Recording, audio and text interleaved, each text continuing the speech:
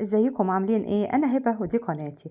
عملنا مع بعض قبل كده اكتر من مرة الفراخ سويت اند صور وطلعت معانا حلوة قوي قوي.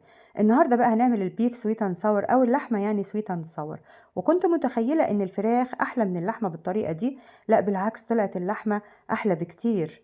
يلا بقى نبدأ ونشوف عملناها ازاي بالجمال ده.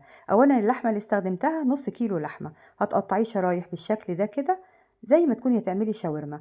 وتبلي بقى بمعلقة صغيرة توم مفروم، نص معلقة صغيرة فلفل اسود، معلقة صغيرة ملح، معلقة كبيرة صويا صوص، نص معلقة صغيرة بيكنج باودر، ومعلقة كبيرة نشا.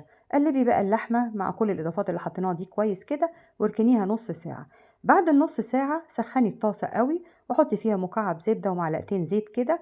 دايما بنحط الزيت مع الزبدة طبعا عشان ما تتحرقش مننا. وهننزل بقى اللحمة جنب بعض بالطريقة دي كده، وما تقلبيش إلا لما تاخد لون ذهبي من تحت. قلبيها تاخد لون ذهبي بقى من الناحيتين، طلعي وزودي شوية زيت أو مكعب زبدة وكملي تحمير باقي كمية اللحمة. هنعمل الصوص بقى اللي هنستخدمه. في بولة كده حطي معلقتين كبار صويا صوص، ومعلقة كبيرة كاتشب، ومعلقة كبيرة نشا، ومعلقة كبيرة عسل أو سكر. العسل أو السكر بديل لبعض. رشة ملح ورشة فلفل أسود. ما تكتريش الملح طبعا لأن احنا مستخدمين صويا صوص، فبيبقى طعمه مالح يعني، فما تكتريش الملح. حمرنا بقى اللحمة كلها الأول كده وطلعناها، وبعد كده زودت معلقة زبدة، وحطيت بصلاية مفرومة ناعم معاها 3 فصاص توم مفرومين. مش هياخدوا لون، بس البصل والثوم يدبل معانا كده. هننزل بقى الفلفل الألوان، نص فلفلاية كده من كل لون، متقطعة شرايح بالطول. برضو الفلفل دقيقتين كده يدبل، وهنحط بقى الصوص اللي عملناه. وأنا حطيت كوباية مرقة، أو حطي كوباية مية مش مشكلة.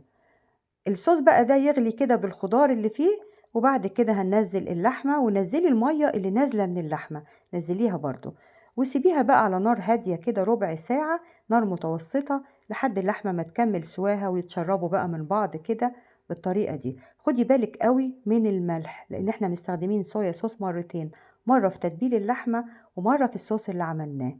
فخدي بالك من الملح، ما تزودهوش علشان الأكلة ما تطلعش حادقة معاكي. انا بحب قوي الاكلات اللي بالشكل ده، اللي هي في طاسة واحدة كده، واللي بيبقى فيه الخضار واللحمة مع بعض، او الخضار والفراخ مع بعض، فما تبقيش مضطرة انك تعملي خضار لوحده.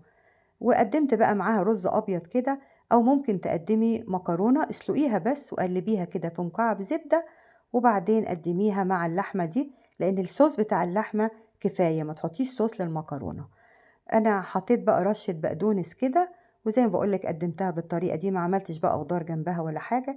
وبألف هنا. ولو عجبتك طريقتي النهاردة اعملي لايك وشير واشتراك في القناة بتاعتي، وباي باي.